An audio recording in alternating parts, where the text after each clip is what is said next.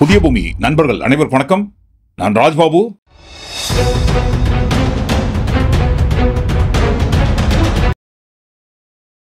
Democracy, ஜனநாயகம், இதற்கு முன்பாக இந்த வார்த்தையை நம்ம கேள்விப்பட்டிருப்போம். ஆனா பாருங்க, முதல் முறையாக இப்பதான் இந்த ஜனநாயகம் அப்படின்ற ஒரு விஷயத்தையே நம்ம கண்ணுக்கு முன்னாடி பார்க்க போறோம். கருத்து சுதந்திரம் அப்படிங்கறதெல்லாம் திமுக அரசுக்கு எதிராக பதிவேற்றவங்களுக்கு அந்த கருத்து சுதந்திரம் கிடையாது. அதனாலதான் இன்னைக்கு பாசிசம் அப்படின்னு பேசும்போது ஏன் இந்த திமுக கவர்மெண்ட் மக்கள் இன்னொரு மாதிரி விமர்சிக்கிறாங்க. கருத்துக்களை எதுக்கு அவங்களுக்கு எடுத்துக்கிறதுக்கே அவங்களுக்கு மனசு கிடையாது. 15 நாளைக்கு முன்னாடி நானும் பார்த்தேன் நிறைய தரம். அது நிறைய பேர் அந்த வீடியோஸ் இன்ஸ்டாவில் இதெல்லாம் போயிட்டு இருக்கிறத பார்த்தோம். நாங்கள் எந்த அளவுக்கு இருக்கோம்னு பாருங்க. யார் வேணும்னாலும் எங்க பின்னால் காட்டுற அளவுக்கு பிஜேபி கருத்து சுதந்திரத்தை அனுமதிக்குது. என்னப்பா இது டெமோக்ரஸினா இதுதானா? இதுக்கு முன்பாக நம்ம பார்த்ததே இல்லையே அப்படின்னு சொல்ற அளவுக்கு டெமோக்ரஸி நம்ம பார்க்க போறோம். இதே விஷயத்தை இன்னொரு கட்சியில இந்த பக்கம் நின்று பண்ண முடியுமான்னு பாருங்க. அப்ப யாரு பாசிசம், யாரு கருத்து சுதந்திரம், எங்க சட்டம் அப்படிங்கறதெல்லாம் தெரிய வரும். ஒவ்வொருத்தரோட ஆழ் மனசு வழியா நம்பணும். இதுதான் டெமோக்ரஸின்னு. அப்படி ஒரு வேளை யாராவது நம்பல, ஜனநாயகம் தமிழ், டெமோக்ரஸி இங்கிலீஷ், எந்த மொழியில சொன்னாலும் வாழும் ஜனநாயகமாக பார்க்க போற அந்த முதல் வரிசையில நம்ம ஜி கிட்ட தான் ஆரம்பிப்போமே. பிஜேபியும் ஆர்எஸ்எஸும் எத்தனை எதிர்ப்புகள் வந்தாலும் எத்தனை அவமானம் வந்தாலும் மக்கள் பணியில கவனம் செலுத்துறதுக்கு எங்களுக்கு சொல்லி கொடுத்திருக்கு. மோடி செல்ஃபி பாயிண்ட் இந்த ரயில்வே ஸ்டேஷன் எல்லாம் வச்சிருக்காங்க. யார் யாரெல்லாம் பாருங்க ரயில்வே ஸ்டேஷனுக்கு போறோமோ அவங்க எல்லாம் பாருங்க மோடி செல்ஃபி பாயிண்ட்ல நின்று செல்ஃபி எடுத்துக்கலாம். ஒவ்வொரு ரயில்வே ஸ்டேஷனில் அமைக்கப்படும் இந்த மோடி செல்ஃபி பாயிண்ட் ஆனது ரெண்டு வகை. ஒன்னு பாருங்க தற்காலிகம், இன்னொன்னு பாருங்க நிரந்தரம், அதாவது டெம்பரவரி பர்மனன்ட். தற்காலிகமாக அமைக்கப்படும் மோடி செல்ஃபி பாயிண்ட்டுக்கு 1.25 லட்சத்திலிருந்து 1.5 லட்சம் வரைக்கும் செலவாகும். நிரந்தரமாக அமைக்கப்படும் மோடி செல்ஃபி பாயிண்ட்டுக்கு 6.25 லட்சத்திலிருந்து 6.5 லட்சம் வரைக்கும் செலவாகும். இது வரைக்கும் பாருங்க 800க்கும் மேற்பட்ட ரயில்வே ஸ்டேஷன்ல இந்த மோடி செல்ஃபி பாயிண்ட் அமைச்சிருக்கும். கூட்டி கழிச்சு போட்டு பார்த்து நீங்க எத்தனை கோடி வரும் அப்படின்ற ஒரு விவரத்தை யாராவது தெரிஞ்சுக்கணும்னு விருப்பப்பட்டீங்கன்னா ஆர்டிஐ போட்டு நீங்க கேட்கலாம். மொத்தமாக இத்தனை ரயில்வே ஸ்டேஷன்ல மோடி செல்ஃபி பாயிண்ட் வச்சிருக்கீங்க, இதுக்கு எவ்வளவு செலவு பண்ணிருக்கீங்க அப்படின்னு ஒரு விவரத்தை ஆர்டிஐ போட்டு கேட்கலாம். அவங்களும் கொடுத்துருவாங்க. ஆர்டிஐல ஒவ்வொரு விவரம் பாத்தீங்கன்னா ஒவ்வொரு மோடி செல்ஃபி பாயிண்ட் இவ்வளவு செலவு பண்ணிருக்கோம் அப்படின்னு ஒரு விஷயத்தை அவங்களும் கொடுத்துருவாங்க. ஆனா பாருங்க, அந்த ஆர்டிஐ மூலமாக கேட்கப்படும் கேள்விக்கு எந்த ரயில்வே துறை பிஆர்ஓ பதில் கொடுக்கறாங்களோ அவர் பாருங்க அந்த இடத்துல இருக்க மாட்டாரு. என்னப்பா சொல்றீங்க, ஜனநாயகம் சொன்னீங்களா? ஐயோ அதான் வருதுங்க ஜனநாயகம். எப்பவுமே பாருங்க ஊருக்குள்ள ஒரு கட்சி இருக்கு இல்லீங்களா, ஏதாவது ஒரு அரசாங்க துறையில் ஒதுக்கப்படும் நிதி நிலவரத்தை குறித்து ஆர்டிஐ மூலமாக கேள்வி கேட்கணும், பதில் வாங்கணும்னு சொன்னா யாராவது ஆர்டிஐ போடும்போது ஒரே ஒரு பதில் தான் அவங்க கிட்ட இருந்து வரும். ஒரே வரியில தெரியாது, சொல்ல மாட்டோம், கொடுக்க முடியாது, முடிஞ்சதை பார்த்துக்கோங்க. ஆர்டிஐ தகவல் அறியும் உரிமை சட்டம் மூலமாக யாராவது ஆர்டிஐ ஃபைல் பண்ணி ஏதாவது ஒரு கேள்வி நீங்க கேட்டீங்கன்னா அவங்க இருந்து வர ஒரே ஒரு யூனிஃபார்மான பதில் தெரியாது, முடியாது, கொடுக்க மாட்டோம், முடிஞ்சதை பார்த்துக்கோங்க. இப்படி யூனிஃபார்மான ஒரு ஃபார்மட்டை ஆர்டிஐக்கு கொடுக்கணும்னு ஒட்டுமொத்தமா நாங்க எல்லா துறை அதிகாரிகளுக்கும் சொல்லி வைத்த பிறகும் கூட ரயில்வே ஸ்டேஷன்ல ஒவ்வொரு மோடி செல்ஃபி பாயிண்ட் அமைப்பதற்கு எவ்வளவு செலவாகுதுங்க அப்படின்னு யாராவது ஒருத்தர் ஆர்டிஐ போட்டு கேட்டா உடனே டக்குன்னு தூக்கி அந்த பதில கொடுத்துருவீங்களா? விவரத்தை எடுத்து கொடுத்துருவீங்களா? யாருப்பா கொடுத்தது? இந்த பிஆர்ஓ தாங்க கொடுத்தா ரயில்வே துறையிலிருந்து. அப்படியாப்பா? அவர் இருக்கிற அந்த இடத்துல இருந்து தூரமா எங்கேயாவது அவர் தூக்கி போடுங்க. இல்லைங்க, போக்குவரத்துக்கு போக வர ரொம்ப கஷ்டமா இருக்குமே. கஷ்டப்படணும். சொல் பேச்சு கேளாத அதிகாரிகள் இப்படிதான் கஷ்டப்படணும். அதனால பாருங்க, அவர் இருக்கிற இடத்துல இருந்து அந்த ஆர்டிஐ மூலமாக கேள்வி கேட்டவங்களுக்கு பதில் கொடுத்த அந்த ரயில்வே துறை பிஆர்ஓவை தூக்கி தூரமா டிரான்ஸ்ஃபர் பண்ணுங்க. ஒரு நிமிஷம் டிரான்ஸ்ஃபர் பண்ணாதீங்க. அவரை என்ன அவரே ரிசைன் பண்ணிட்டு போயிட்டாரா? இல்லங்க, ரயில்வே துறையில் வழங்கப்படும் ஒவ்வொரு வருஷமும் வழங்கப்படும் உயரிய விருதான அதிவிசேஷ் ரயில் சேவா புரஸ்கர் அப்படின்னு ஒரு விருதை வாங்கியிருக்கார் சார். நீங்க சொன்ன அந்த பிஆர்ஓவான சிவராஜ் மனஸ்புரே என்பவர் என்னது ரயில் சேவா புரஸ்கர் அப்படின்னு ஒரு விருதை வாங்கியிருக்காரா? அப்படின்னா முதல்ல அவரை மாத்தணும். ஏன்னா பாருங்க, நம்ம தான் அந்த விருது கொடுத்தோம். கொஞ்சம் நன்றி விசுவாசம் இல்லாம நம்ம பேச்சை மீறி ஆர்டிஐல இருந்து கேள்வி கேட்டா பதில் கொடுப்பாரு அவரு. முதல்ல அவரை மாத்துங்க. தகவல் அறியும் உரிமை சட்டம் என்பது பொதுமக்களுக்கு வெளிப்படையாக ஒரு அரசாங்க துறையில் ஒதுக்கப்படும் நிதியை குறித்தோ அல்லது திட்டங்களை குறித்தோ தெரியப்படுத்துவதற்காகத்தான் இந்த தகவல் அறியும் உரிமை சட்டத்தை கொண்டு வந்தாங்க. அப்படி அந்த சட்டத்தின் மூலமாக ஆர்டிஐ ஃபைல் பண்ணி மோடி செல்ஃபி பாயிண்டை குறித்து கேள்வி கேட்டவங்களுக்கு பதில் கொடுத்த தகவலை தெரிவித்த ரயில்வே துறை பிஆர்ஓ பாருங்க டிரான்ஸ்பர் பண்ணிருக்காங்க. நீங்களா யாரா? அதான் இன்ட்ரோலயே சொன்னமே, ஆழ் மனசுல இருந்து நீங்க நம்பணும்னு. நாங்க எந்த அளவுக்கு இருக்கோம்னு பாருங்க. யார் வேணும்னாலும் எங்க பின்னால காட்டுற அளவுக்கு பிஜேபி கருத்து சுதந்திரத்தை அனுமதிக்குது. இதுக்கு பேர் தான் ஜனநாயகம். தகவல் அறியும் உரிமை சட்டம் மூலமாக கேள்வி கேட்டவங்களுக்கு விவரமான பதில் கொடுத்த அதிகாரியை இருக்கிற இடத்துல இருந்து மாத்தி தூக்கி போட்டாங்க பாத்தீங்களா? இதுக்கு பேர் தான் ஜனநாயகம். நம்பணும். நீங்க நம்பலான்னு வச்சுக்கோங்க. சிஏஜி மத்திய தணிக்கை குழுன்னு ஒரு குழு இருக்கு. அதாவது பாருங்க, நிதிக்குழு பினான்ஸ் கமிஷன் மூலமாக அமைக்கப்படும் திட்டங்கள்ல ஏதாவது முறைகேடு நடக்குதான்னு செக் பண்றதுக்காக இந்த சிஏஜி ஒர்க் பண்ணும். 7.5 லட்சம் இல்லங்க, 7.5 லட்சம் கோடி, 7,50,000 கோடி, இவ்வளவு பண முறைகேடு நடந்திருக்கு அப்படின்ற ஒரு விவரத்தை பாருங்க. இந்த மத்திய தணிக்கை குழு சிஏஜி ஒரு அறிக்கையாக தயாரிச்சு கொடுத்தாங்க. கொடுத்துட்டீங்களாங்க? ஆமாங்க கொடுத்துட்டாங்க. எவ்வளவு கொடுத்தீங்க? 7.5 லட்சம் கோடி முறைகேடு நடந்திருக்குன்ற ஒரு ரிப்போர்ட் கொடுத்துட்டாங்க. கொடுத்துட்டீங்களா? ஓகேப்பா. இந்த சிஏஜி அறிக்கை தயாரிப்பதற்கு மிக முக்கியமாக ஒர்க் பண்ண மெயினான ஆபீசர்ஸ்லாம் யாருப்பா? இந்த 3 பேர் தாங்க. அப்படிங்களா? உடனடியாக பாருங்க, அந்த 3 அதிகாரிகளுக்கும் பதவி உயர்வு கொடுக்காதீங்க. இருக்கிற பதவியோட கொஞ்சம் கம்மி பண்ணுங்க. கம்மி பண்ணி இந்த 3 அதிகாரிகளும் சிஏஜிக்குள்ள ஒர்க் பண்ண இந்த 3 அதிகாரிகளும் ஒருத்தருக்கு ஒருத்தர் பார்த்து கொள்ள கூட முடியாதபடி வேற வேற துறைக்கு இருக்கிற போஸ்டிங்கை விட கொஞ்சம் கம்மி பண்ணி மாத்துங்க. 7.5 லட்சம் கோடி, அதாவது 7,50,000 கோடி, அதனை சுருக்கி 7.5 லட்சம் கோடின்னு சொல்றோம். 7.5 லட்சம் கோடி அளவுக்கு எங்க திட்டத்துல முறைகேடு நடந்ததுன்னு சொன்னா எங்க கிட்ட வந்து சொல்லணும். முறைகேடு உங்க திட்டத்தில் தாங்க நடந்திருக்கு. எங்க திட்டத்தில் நடந்தாலும் எங்க கிட்ட தான் நீங்க சொல்லணும். நீங்க ஏன் பப்ளிக்கா அந்த டாக்குமெண்ட்லாம் கொடுக்குறீங்க? வெள்ளை பேப்பரை விட அதி பயங்கரமான ஒயிட் அண்ட் ஒயிட்டா நாங்க இருக்கிறோம் அப்படின்ற ஒரு உருட்டை நாங்க வந்ததுலேருந்து ஊத்தினுக்கிறோம். அந்த உருட்டெல்லாம் நீங்க ஓவர் நைட்ல காலி பண்ணீங்கன்னா நீங்க இருக்கிற போஸ்டிங்ல இருந்து உங்களை நாங்க காலி பண்ணாம போவோமா? அதனால பாருங்க, சிஏஜி அறிக்கை தயாரித்து கொடுத்த மிக முக்கியமான 3 அதிகாரிகளை இருக்கும் துறையில இருந்து மாத்தி போடுறோம், டிரான்ஸ்பர் பண்றோம். 7.5 லட்சம் கோடி அளவுக்கு மக்களோட பணத்தை யாருப்பா இதை போல முறைகேடு பண்ணாங்க அப்படின்ற ஒரு உண்மையை நாங்க கண்டுபிடிக்க மாட்டோம். அந்த உண்மையை கண்டுபிடிச்ச அதிகாரிகளை இருக்கிற இடத்துல மாத்தி போடுவோம். இதற்கு பேர் தான் ஜனநாயகம். இந்த ஜனநாயகத்தை நீங்க ஆழ் மனசுல நம்பணும். பிஜேபியும் ஆர்எஸ்எஸும் எத்தனை எதிர்ப்புகள் வந்தாலும் எத்தனை அவமானம் வந்தாலும் மக்கள் பணியில கவனம் செலுத்துறதுக்கு எங்களுக்கு சொல்லி கொடுத்திருக்கு. இதுதான் ஜனநாயகம்னு சொல்லி நம்பல. அடுத்து பாருங்க, ஜனநாயக பாத். இந்த ஜனநாயகத்துக்குள்ள வருகின்ற மன் கி பாத். இந்த மன் கி பாத்தை மன் கி பாத்னு சொல்லலாம், மன் கி பாத்னு சொல்லலாம், மன் கி பாத்னு சொல்லலாம். இஷ்டம் போல எப்படி நம்ம வாயில வருதோ சொல்லிக்கலாம். ஆனா எப்படி சொன்னாலும் இதோட தமிழாக்கம் என்பது மனதின் குரல். யாரோட மனதின் குரல்? உஜ்வாலா நீலத்துல போட்டு வைச்சட்டை அமுக்குனா கூட பாருங்க அந்த மாதிரி ஒரு வெண்மை வராது. அதையும் தாண்டி படு பயங்கரமான வெண்மையாக இருக்கக்கூடிய நம்ம ஜியோட மனதின் குரல் தான் அது. எவ்வளவு சிரிப்பு பாருங்க. கண் கொள்ளாத காட்சி. இப்படி கண்ணுக்கே கொள்ளாத காட்சிக்கு சொந்தமான நம்ம ஜியோட மன் கி பாத்துக்கு பின்னாடியே டெமோக்ரஸியோட நடக்கிற ஏகப்பட்ட நல்ல நல்ல விஷயங்கள் இருக்குங்க. நம்ம எல்லாம் நினைக்கலாம், என்னங்க மன் கி பாத் அவரு பேசாது, அவர் பாட்டுக்கு பேசிட்டு போறாரு, கேட்கறவங்க கேட்க போறாங்க, நேரம் இல்லாதவங்க அப்புறமா கேட்டுக்க போறாங்க அப்படின்னு நினைக்கலாம். ஆனா பாருங்க, அவர் பேசுறத லைவ்ல பார்க்கணும். சும்மா அவர் பேசி முடிச்சதுக்கு அப்புறம் ரெக்கார்ட் செய்யப்பட்டு அப்லோட் ஆன அந்த வீடியோவை மனம் போல இஷ்டம் போல தள்ளி தள்ளி தள்ளி ஸ்கிப் பண்ணி பார்க்க கூடாது. ஸ்டார்டிங் டு எண்டு, ஆரம்பிச்சிருந்து முடிவு வரைக்கும் அப்படியே கண்ணு கொட்டாம பார்த்துனேங்கணும். அப்படி நாட்டில் உள்ள அனைவரும் பார்க்க வேண்டும் என்பதற்காகத்தான் ஒவ்வொரு இந்த மன் கி பாத் நிகழ்ச்சியும் பாருங்க விடுமுறை அன்னைக்கு நடக்கும். அப்படி விடுமுறை தினத்தில் ஒளிபரப்பப்படும் இந்த மன் கி பாத் நிகழ்ச்சியை இங்க கிடையாதுங்க, வட மாநிலங்கள் பக்கம் அனைத்து கல்லூரிகளும் அனைத்து பள்ளி மாணவர்களும் பார்க்க வேண்டும். அதுக்காக பிரத்யேகமாக கல்லூரிகள் ஸ்கூல்ஸ்ல எல்லாம் பாருங்க நேரலைக்கு அரேஞ்ச் பண்ணிருப்பாங்க. சரி, விருப்பம் இருக்கிறவங்க லீவு நாள்ல அந்த மன் கி பாத் நிகழ்ச்சியை பார்ப்பதற்கு ஸ்கூலுக்கு வரலாம், கல்லூரிக்கு வரலாம். விருப்பம் இல்லாதவர்கள் ஸ்கிப் பண்ணலாம் அப்படின்னு ஸ்கிப் பண்ண முடியாது. ஒருவேளை அப்படி ஸ்கிப் பண்ணாலோ இதுக்கு முன்பாக அப்படி ஸ்கிப் பண்ணவங்களுக்கு பாருங்க கொடுக்குற பனிஷ்மெண்ட். உத்தரகாண்ட்ல பாருங்க ஒரு சிபிஎஸ்இ ஸ்கூல்ல மன் கி பாத் நிகழ்ச்சியை நேரலைக்காக அரேஞ்ச் பண்ண அந்த விடுமுறை தினத்தன்று ஒரு 100 ஸ்டூடெண்ட் வராம போயிடுறாங்க. உடனடியாக ஒவ்வொருத்தருக்கும் 100 ரூபாய் ஃபைன். ஃபைன் கட்ட முடியாதுன்னு சொன்னா ஏன் வரல அப்படின்னு ஒரு மெடிக்கல் சர்டிபிகேட் ப்ரொடியூஸ் பண்ணுங்க. அப்ப யாரு பாசிசம், யாரு கருத்து சுதந்திரம், எங்க சட்டம் அப்படிங்கறதெல்லாம் தெரிய வரும்.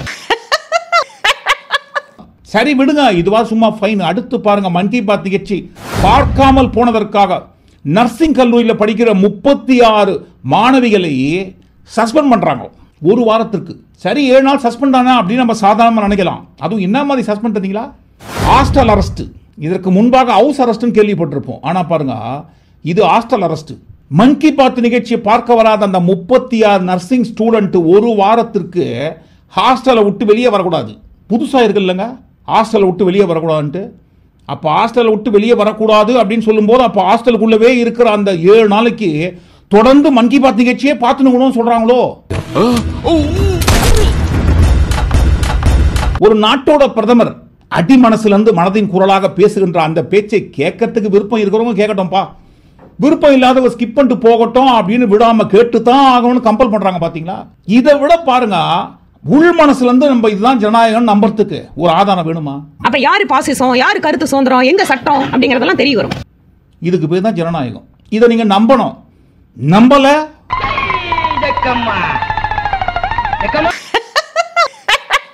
இப்ப நம்ம எதை பார்த்தோம்? ஆர்டிஐ ஜனநாயகத்தை பார்த்தோம். அதற்கு அடுத்து பாருங்க ஜனநாயக பாத்தை பத்தி பார்த்தோம். இப்ப பாருங்க நிதி ஜனநாயகம். எப்ப பார்த்தாலும் தமிழ்நாட்டுக்கு எதுவுமே கொடுக்கல, எதுவுமே கொடுக்கல, எதுவுமே கொடுக்கல. யாருங்க? திமுக. கேட்டா வடக்கு தெற்கு மயிர் மயிர் வடக்கு தெற்கு எத்தனை நாளைக்கு அந்த இலவுல சாவறது? எத்தனை நாளைக்கு சாவறது? இந்த தாங்க முடியலன்னு சொன்னியே விஷம் குடிச்சிட்டு சாவு.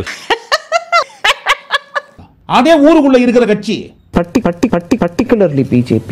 அந்த கட்சி ஆட்சி பண்ற மாநிலத்துக்கு மட்டும் நிதியை வாரி வாரி வழங்கி நிக்கிறீங்க அப்படின்னு சொல்றீங்க இல்லீங்களா? 60 வருஷமா வடக்கு தெற்கு நாளைக்கு காலையில் இன்னும் ஆரம்பம் பண்ணுவாரு திமுக. டாக்ஸ் கொடுக்கல, மயிர் கொடுக்கல, மட்டை கொடுக்கல. அது உட்காந்து காலங்காத்தால பிரஸ் மீட்ல வேலை இல்லாம நானும் பேசிட்டு இருப்பேன். அவரு நிறைய ரஜினி படம் பாப்பாரு பொழுதுக்கு.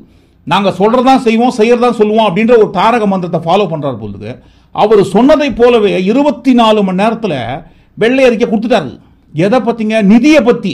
2014ஆம் ஆண்டுல மோடிஜி அவர்கள் ஆட்சி அமைத்த அந்த நாள் முதல் இந்த நாள் வரை தமிழ்நாட்டுக்கு நாங்க வாரி வாரி வழங்கிய நிதியோட மொத்த அளவு 10,70,000 கோடி. நீங்க நினைக்கலாம், என்னப்பா இப்பதான் 2 தினங்களுக்கு முன்பாக அந்த நிதித்துறையோட அமைச்சர் நிர்மலா சீதாராமன் அவர்களே இதுவரைக்கும் நாங்க கொடுத்தது 6,96,666 கோடி தானே சொன்னோம். நான் அமௌண்ட் கொடுத்தது எவ்வளவு சொன்னீங்க? 6,96,666 crores கொடுக்கப்பட்டிருக்கு. 6,23,713.3 டைரக்ட் டாக்ஸ் மூலமா மத்திய அரசுக்கு தமிழ்நாட்டில இருந்து வந்திருக்கு. இவர் என்ன வந்த நாளிலிருந்து இந்த நாளில் வரைக்கும் 10,70,000 கோடி சொல்றாரு, வெள்ளை அறிக்கை கொடுக்கறாரு. நீங்க கேட்கலாம், கேட்க கூடாது. ஏன் கேட்கறீங்க? இந்த இடத்துல ஜனநாயகம் வாழுது அப்படின்னு சொல்லும் போது நீங்க எதை பத்தியுமே கேள்வி கேட்க கூடாது. நாங்க எந்த அளவுக்கு வந்து இருக்கோம்னு பாருங்க. குறுக்க வந்து நீங்க கேள்வி கேட்டீங்க. ஆனால் தமிழக முதலமைச்சர் அவர்களுக்கு நேரடியாக நான் சவால் விடுகிறேன். நான் கொடுத்ததை போன்ற வெள்ளை அறிக்கை 24 மணி நேரத்துக்குள்ள யூபிஏ கவர்மெண்ட் இருக்கும்போது தமிழ்நாட்டுக்கு எவ்வளவு நிதி வந்தது?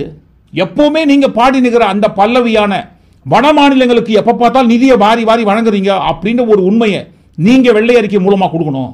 சவாலுக்கு தயாரா அப்படின்னு நம்ம ஆழாக்கு மேல சவால் விட்டுட்டு வெள்ளை அறிக்கை கொடுத்திருக்காரு. வெள்ளை அறிக்கை அப்படின்ற ஒரு வார்த்தையை இதற்கு முன்பாக கேள்விப்பட்டிருப்போம். ஆனா பாருங்க, இதுதான் பாருங்க உண்மையான ஜனநாயகத்தோட கொடுக்கிற வெள்ளை அறிக்கை. ஊருக்குள்ள பாருங்க இந்த அறிக்கைக்கு பித்தலாட்ட அறிக்கைன்னு பேர் வைக்கிறாங்க. ஏன் வைக்கிறீங்க அப்படின்னா? எதுக்கு வைக்கிறீங்க? சும்மா சாம்பிளுக்கு ஒரு 2-3 மட்டம் பாருங்க. அவர் கொடுத்த அந்த வெள்ளை அறிக்கையில சென்னை மெட்ரோ ரயிலுக்காக இதுவரைக்கும் 2014 இருந்து 2023 வரைக்கும் வாரி வழங்கிய நிதியோட அளவு 72,868 கோடி. எவ்வளவுங்க? 72,868 கோடி 2014 இருந்து சென்னை மெட்ரோ திட்டத்திற்கு தமிழ்நாட்டிற்காக என்டிஏ கவர்மெண்ட் கொடுத்திருக்கு. என்னப்பா இது? சென்னை மெட்ரோ ரயில் திட்டத்திற்கு இதுவரைக்கும் ஒன்றிய அரசு கொடுத்த நிதியோட அளவே 9,622 கோடின்ட்டு ஒன்றிய அரசோட வெப்சைட்லயே வச்சிருக்காங்களேப்பா. ஏன்பா வெள்ளை அறிக்கை கொடுக்கும்போது ஆழாக்கு மலை மெட்ரோ ரயில் திட்டத்திற்கு மட்டும் 72,868 கோடி கொடுக்கப்பட்டதாக கொடுத்திருக்காரு அப்படின்னு நீங்க கேள்வி கேட்கலாம். ஏன் கேக்குறீங்க? டாக்ஸ் கொடுக்கல, மயிர் கொடுக்கல, மட்டை கொடுக்கல. நாங்க தான் ஆரம்பத்தை சொல்லிட்டோம் இல்லைங்களா, இதுதான் ஜனநாயகம் சொல்லி. அந்த ஜனநாயக நியாயத்தின்படி சென்னை மெட்ரோ ரயில் திட்டத்திற்கு 9,622 கோடி ரூபாய் கொடுத்த அந்த தொகையை சும்மா ஒரு 5-6 இல்ல ஒரு 7-8 மடங்கு எக்ஸ்ட்ரா சேர்த்து 72,868 கோடின்னு போட்டோம். இது ஒரு பெரிய குத்தமா? அப்ப யாரு பாசிசம், யாரு கருத்து சுதந்திரம், எங்க சட்டம் அப்படிங்கறதெல்லாம் தெரிய வரும். இதெல்லாம் ஒரு பெரிய குத்தம்னு சொல்லி நாங்க ஜனநாயகத்துக்கு சம்பந்தம் இல்லாதோன்னு யாராவது நம்பாம இருந்தீங்க?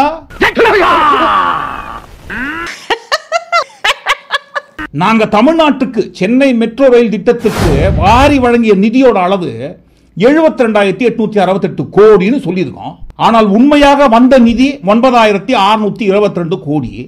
அப்ப நாங்க கொடுத்தோம்னு சொன்ன அந்த அமௌண்ட்ல இருந்து இந்த 9,622 கோடியை கழிச்சா மிச்சம் எவ்வளவு ஆகுது? எவ்வளவு இதுன்னா கேள்விங்க. 63,246 கோடி இடிக்கும். அப்ப அந்த 63,246 கோடி எங்கன்னு கேட்கலாம். எங்கேயுமே கிடையாது, வெப்சைட்டுக்குள்ளவே இருக்குது. சென்னை மெட்ரோ ரயில் ஃபேஸ் 1 திட்டத்திற்கு ஒதுக்கப்பட்ட நிதியானது அந்த amount. Chennai metro rail phase 2 ஒட்டுமொத்தமான நிதியோட அளவு என்பது 63,246 கோடி. ஒதுக்கப்பட வேண்டியது, ஒதுக்கப்பட்ட நிதி அல்ல, ஒதுக்கப்பட வேண்டியது. ஏன் கொடுக்கலங்க.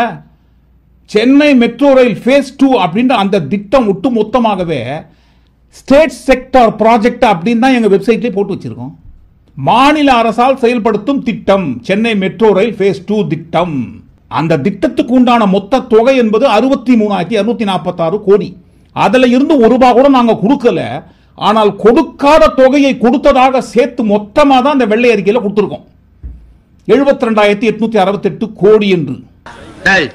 என்னடா புத்தலாட்டது? இதற்கு பெயர் தாங்க வெள்ளை அறிக்கை. அந்த திட்டத்தோட மொத்த அளவு ஒதுக்கப்பட வேண்டிய தொகையானது 63,246 கோடியை நாங்க ஒதுக்காமலேயே ₹1 கூட கொடுக்காமலேயே கொடுத்துட்டு தான் நாங்க எழுதி வச்சிருக்கோம் கணக்குல. இதுக்கு பேர் வெள்ளை அறிக்கை இல்லாம நீங்க பித்தலாட்ட அறிக்கைன்னு சொல்ல வரீங்களா? சொல்லக்கூடாது. இது வெள்ளை அறிக்கை அப்படின்ற ஒரு உண்மையை நீங்க நம்பணும். அப்ப யாரு பாசிசம், யாரு கருத்து சுதந்திரம், எங்க சட்டம் அப்படிங்கறதெல்லாம் தெரிய வரும். யாரு நம்பாம இருக்கீங்களோ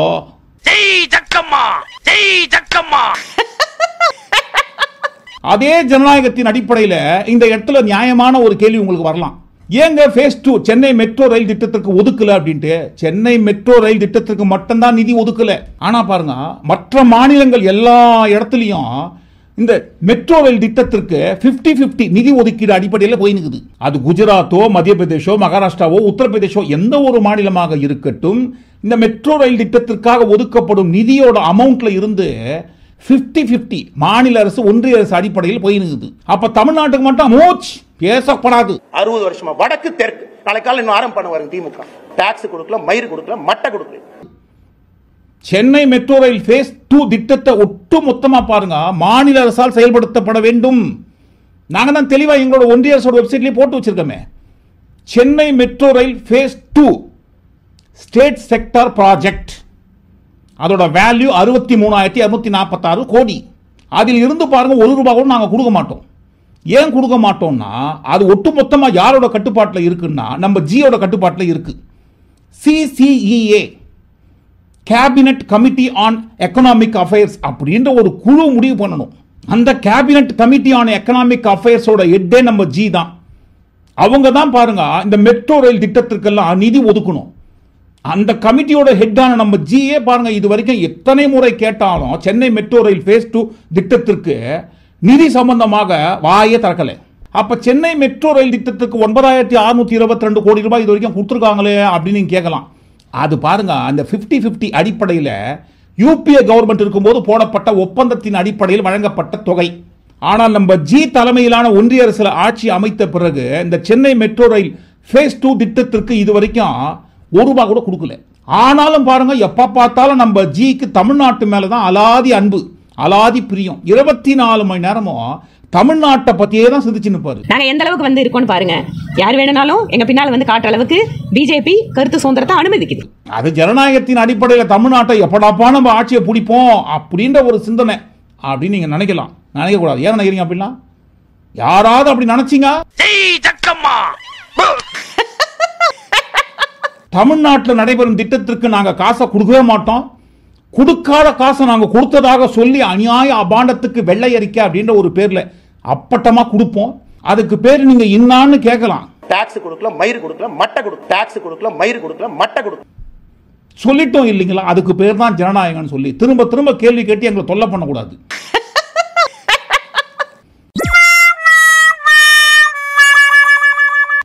அதனால பாருங்க, நீங்க அதிகமா கேள்வி கேட்டுனேங்கிறீங்கிறதுக்காக இந்த காணொலியை நாங்க ஜனநாயகத்தோட முடிய போறோம். ஒட்டு மொத்தமா எல்லாத்தையும் கூட்டி கேச்சு இந்த காணொலிக்குள்ள வந்த மிக முக்கியமான வெள்ளை அறிக்கை ஜனநாயகத்தோட சேர்த்து நீங்க என்ன நினைக்கிறீங்க? மீண்டும் உங்களோட ஜனநாயகமான கருத்தை நீங்க ஜனநாயகத்தோட பதிவு பண்ணுங்க. மீண்டும் இன்னொரு காணொலி நாம் சந்திப்போம். நன்றி, வணக்கம்.